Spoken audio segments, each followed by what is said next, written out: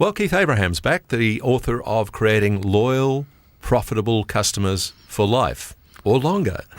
It's possible, you know. And Keith, I've seen your business transformation 2-day seminar has really contributed a lot to the success of people mastering their biggest challenges in business, and there are many. There sure are, Alan, but what we've been able to identify is there are basically 10 roadblocks that stop businesses moving forward, or what I like to call stop people from having the business of their dreams.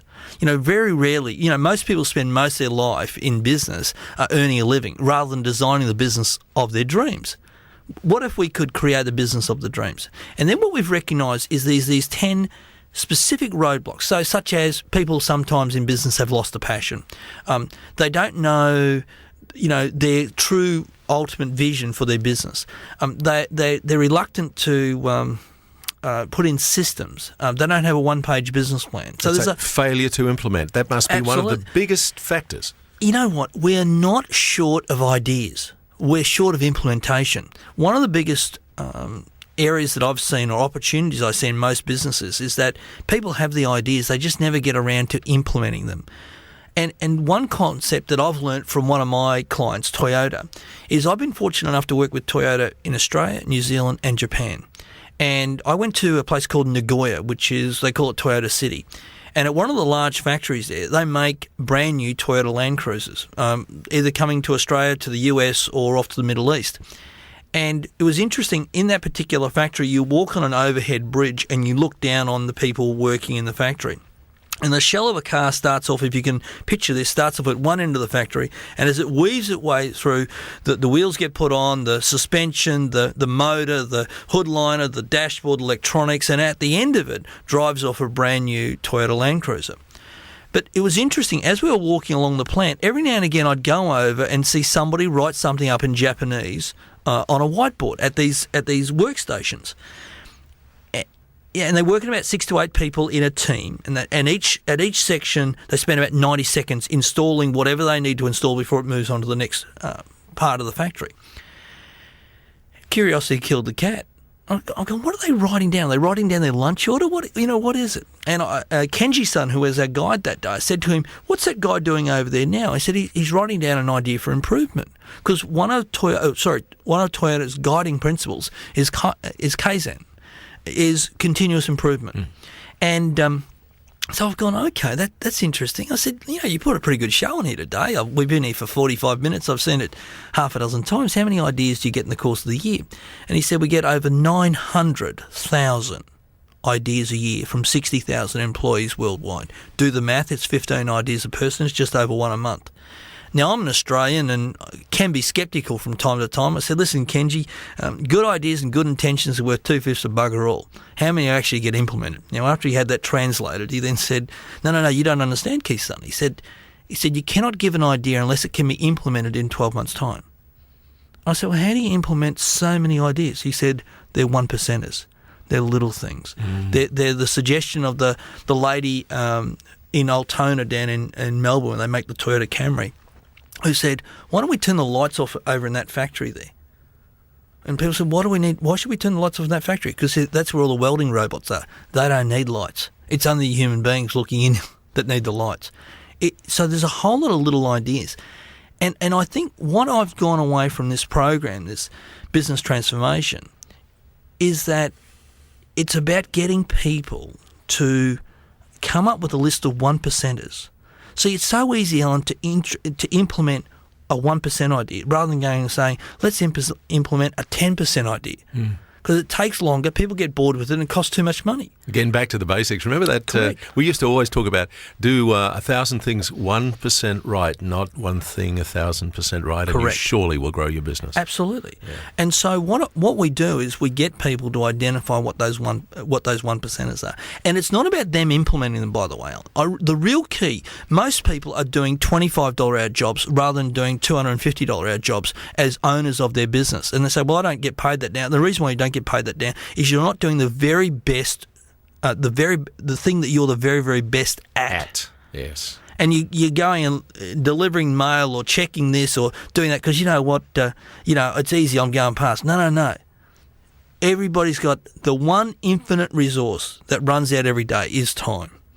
And so if you don't, organise yourself to do the high value, high payoff activities, then your business won't grow because you're not doing the things that you're very, very best at doing. So it's work to your strengths. Correct. Yeah. And the other key there, Alan, is go and find an implementer. Yeah. Go and find, now I don't know if I have implementers in my life, in my business that work for me either full-time, part-time, or are contracted, or ring up, phone call and say, I need this, get it done.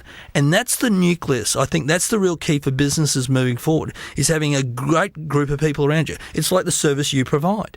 It's having, for my, marketing, or for my audio, or my messages on hold, or for my, in my store, I've got the messages and the plasma screens with the point of sale material. You're a partner with people in business because you're helping them grow the business. Somebody could do that, Alan, not disrespecting what you do. Somebody could go and muck around with that, but they'd spend 20 hours where you do it in one. Economy of effort. Absolutely. See, in your 2-day business transformation course, and by the way, enormously successful, we'll quickly cover a couple of going from vision to change to strategy and then implementing those strategies, which is what you teach people in those 2 days. Some of the feedback's fantastic. Who have you done this for? We've been working with Tower Insurance, with financial planners, with Bank West. We've been also working with Westpac on the program. We've done different chunks of it for the likes of Western Star Trucks, Astron Insurance. So there's been a whole variety of people that we've worked with over the time. We, of course, work very closely here in Australia with Toyota and with Lexus, and been involved in working with them and their people and their management team. You had some key realisations talking to the top people about how they spend their time, didn't you? Yeah, it's really interesting. If you're listening to this, you might want to stop the car or stop what you're doing and actually write down this formula. How many hours a week you work? Secondly, how many, if they're the hours that you work, then work out how much money you make in the course of a year, or how much you earn. Then you want to work out what's your hourly earning rate, if that's the case. Then what I'd like you to do then is then go and say, okay, the high payoff activities that I do. So if I'm the best person in my business to sell and market or whatever, how much time do I spend exactly on that? And what we found with a lot of people that are very, very successful in business is that their percentage of how many hours a week they work and how many hours a week they do the things that they're the very, very best at is higher than the majority of other people. I'll give you an example. Working with some financial planners, how many hours a week you work? 40, 50 hours a week. Great. You're the very best person to sell, aren't you? Yes, I've got a conversion rate in the high 90s. Wonderful. How many hours a week do you actually sell for? 10. Uh-huh. Well, what do you do with the other 30 hours? What do you do with the other 40 hours? They're not slacking off, by the way. They're busy being busy. But if we said, what if we took the 10 to 20? Because you can't sell for 40 hours. But what if you went from 10 to 20? Is there a fair chance that you double your income? Yes, there is. Absolutely. Absolutely you will. And that's the Business Transformation 2-day seminar is 10 key points where you say, what is your purpose? Who are you? What do you want? What do you really want to do?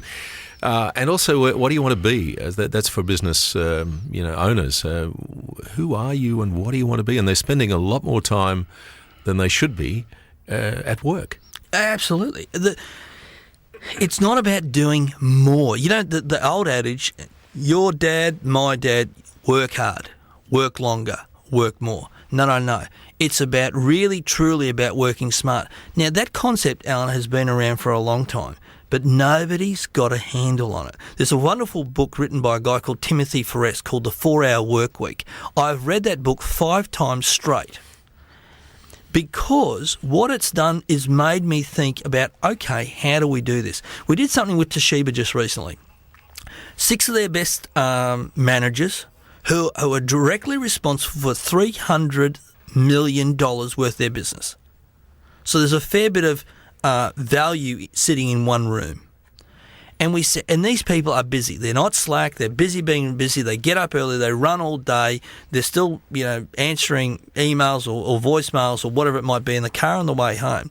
And we said, it's not about working longer, it's about working smarter. And through some strategies that we engaged with them and made them go through and answer a few questions, we asked them a few questions. Here's one question. If you had, by some unforeseen circumstance, you had a heart attack and you could only work 2 hours a day, what would you do in those 2 hours? Good question.